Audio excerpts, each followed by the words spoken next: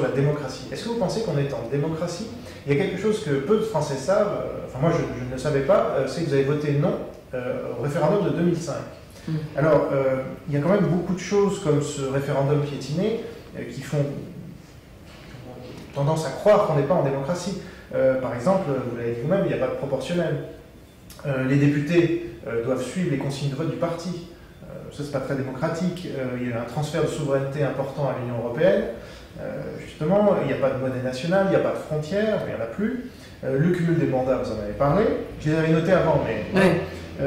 Bon, maintenant, on a parlé de Marine Le Pen, il faut publier les signatures de maire pour pouvoir se présenter. Il n'en faut pas simplement 500. La liberté d'expression, on en a parlé aussi, elle est relativement limitée par des lois et des tabous moraux de toutes sortes. Et les médias, on n'en a pas parlé, mais enfin, on a l'impression quand même qu'ils invitent un peu toujours les mêmes. Donc, est-ce qu'on est en démocratie selon vous? Écoutez, moi, je viens de vivre une expérience assez peu démocratique. Les Français ont l'impression que, bon, voilà, au moment de lire, ils élisent les types qui sont candidats. Mais c'est pas à ce moment-là qui est important, en fait. C'est l'investiture, c'est la présélection. Est-ce que ceux qui se présentent devant les Français, c'est ceux qui ont été autorisés par le système à se présenter devant les Français. Tous les autres, eh ben, ils ont été passés au filtre. Et le système, il reconduit automatiquement les sortants. Vous avez été condamné par la justice. Vous avez été battu plusieurs fois, qu'à cela ne tienne. Vous êtes sortant, on vous reconduit automatiquement. C'est comme ça qu'on retrouve un système, une démocratie fossilisée. C'est pour ça que les gens ont le sentiment que ça ne change pas. C'est toujours les mêmes qui disent la même chose, même quand ils ont échoué. Eh ben, ils reviennent toujours, ils n'ont pas honte de revenir devant les Français. Et c'est pour ça que les gens ont le sentiment que ça ne bouge pas. Parce qu'il y a une partie qui leur est cachée, qui est complètement occulte, qui se passe dans les couloirs des partis politiques. C'est un système de cooptation, c'est un système d'héritiers. C'est un système de sortants, on se tient les coudes.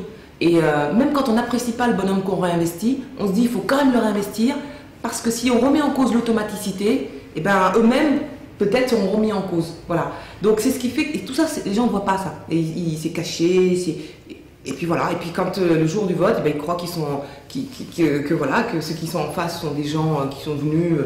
voilà, parce qu'ils le voulaient ou parce qu'ils pouvaient faire. Non, c'est parce qu'ils ont été sélectionnés par le système, c'est un filtre.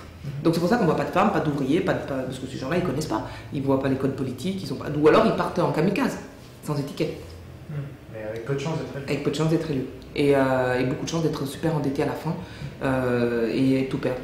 Mais du coup, même si vous êtes élu député, est-ce que vous pourrez quand même changer les choses? Parce qu'un député sur 577, c'est difficile, mais pourquoi je le fais? Parce que je me dis que si je ne le fais pas, j'aurai des regrets. Et que si je ne le fais pas, je vais retourner sur mon canapé et je vais encore critiquer les mecs. Mais pourtant, ces mecs-là ont en main mon destin. C'est eux qui votent l'impôt, c'est eux qui décident si j'ai le droit de voter ici ou là, c'est eux qui décident si on change la politique monétaire de l'Europe ou pas, c'est eux qui décident si on va avoir un point de croissance ou 3, c'est eux qui décident si on aura des emplois ou pas. Votez utile. Voter pour le système, pour qu'il perdure encore plus. Voilà. Et on a déjà eu ce débat, et on va l'avoir encore. Donc à un moment, je me dis, bon, ça ne viendra, la révolution, elle ne viendra pas elle viendra pas de ces messieurs, mais du peuple. Voilà. Je ne vois pas... ce que je raconte là ne va pas plaider à ma faveur, mais... parce que c'est le peuple qui est élu. Non, mais moi, c'est populiste, machin. Non, c'est pas populiste, c'est qu'il y a un moment, ça suffit. Moi, j'ai essayé dedans. Je suis allé dedans. J'ai affronté des dictateurs, et des fois, je me suis tue. Hein. Des fois, des fois, il faut savoir composer, machin. Des fois, même, j'étais super monde de bois. Et je continue d'ailleurs, parce qu'il y a un moment, quand vous êtes dans la raison d'État, il faut, c'est pas Oupla ou Woodstock, en gouvernement. Donc, il faut savoir se discipliner. Alors, après, il faut être 50, il ne faut pas être un seul. Et même 50, est-ce que si l'Assemblée nationale n'a plus de pouvoir, parce que c'est l'Union européenne maintenant qui génère la plupart des lois... Oui, moi j'ai voté non à la Constitution parce que je suis pourtant jeune, j'ai grandi avec l'Europe, j'adore, c'est formidable, tout ça, l'absence de frontières, génial. Mais c'est une Europe, pardon, d'abord elle est techno. Il y a les types qui dirigent l'Europe aujourd'hui, ils ont été élus par personne. Oui, les commissaires qui portent bien leur nom. Oui, élus par personne. Voilà, premièrement. Je veux dire, deux, on envoie des gens qui je sais pas, est-ce qu'ils peuvent incarner l'Europe politique? Je suis pas sûre. Quand on désigne Van Rompuy ou Ashton, ce sont sans doute des gens de très grande qualité. On a le sentiment qu'ils ont été mis là parce qu'ils gênaient personne. Et du coup, quand l'Europe parle au monde, elle parle pas d'une seule voix, et pas d'une voix forte. Enfin, l'Europe a décidé quand même de ne plus avoir de croissance, quoi. C'est-à-dire, depuis 15 ans, elle a décidé qu'elle va privilégier la lutte contre l'inflation. C'est très bien, c'est le dogme allemand, hein, qui est du marque. On rejoint l'Europe, mais on fait comme avec le marque. Formidable, on lutte contre l'inflation, mais le prix de ça, c'est quoi? C'est la stagflation, c'est la déflation, je dirais même. C'est la croissance qui tire vers le bas. Depuis 15 ans, l'Europe a une croissance. Et ça veut dire quoi, pas de croissance? Pas d'emploi, crise en permanence, c'est pas normal. Et puis l'élargissement, on ne peut plus. Enfin, tous les 1er janvier, on découvre un peuple qui dit « Ah, ben on est content, feu d'artifice, on rentre dans l'Europe. » Ah bon, mais comment? Qui a décidé? Quand? Et on n'est pas au courant. Donc tout d'un coup, il y a un peuple de l'Est, ou d'ailleurs, qui décide, voilà, on nous dit « Nous rentrons dans l'Europe. » Ah, c'est très étonnant. Mais ça va continuer comme ça, jusqu'à quand? Et à quel moment on va poser la question des institutions et des objectifs politiques de l'Europe? Je suis un peu fatiguée de voir que quand les peuples décident un vote, on décide par je ne sais quel moyen, toujours dans les coulisses, de changer ce vote. C'est-à-dire que les gens ont dit non à la Constitution de 2005, mais elle est revenue par la fenêtre. Et ça, je trouve qu'il faut respecter le vote populaire. Les gens ne sont pas anti-européens, ils veulent juste pas cette Europe-là. Et on sent un système qui voit que le peuple gronde, mais qui ferme la porte.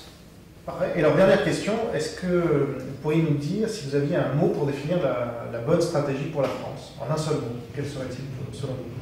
Parce qu'en politique, il faut faire... Révolution. Voilà. Révolution. Ah oui, révolution. D'accord. Alors, révolution, il faut renverser la table. Alors, si il faut renverser, on ne peut pas utiliser le système, enfin, ce qui est proposé par le système. De toute façon, si le système ne se révolutionne pas lui-même, le peuple fera le travail. C'est aussi bête que ça. Moi, je suis très, très, très étonnée du décalage qu'il peut y avoir entre la fossilisation du système et la volonté des gens de renverser la table. Mais la renverser pourquoi? C'est ça la question. La renverser pourquoi? Au Sénégal, quelqu'un m'a dit, Ramatoulaye, elle a trahi. Moi j'ai pris ta défense, j'ai dit, mais pas du tout, elle a grandi. À l'abri avec les bonnes sœurs et dans les arcanes du pouvoir. C'est pas une petite de Pékin, de Tcharoy ou de Grand Dakar. T'as accepté sans grimacer de manger avec tous ces gens.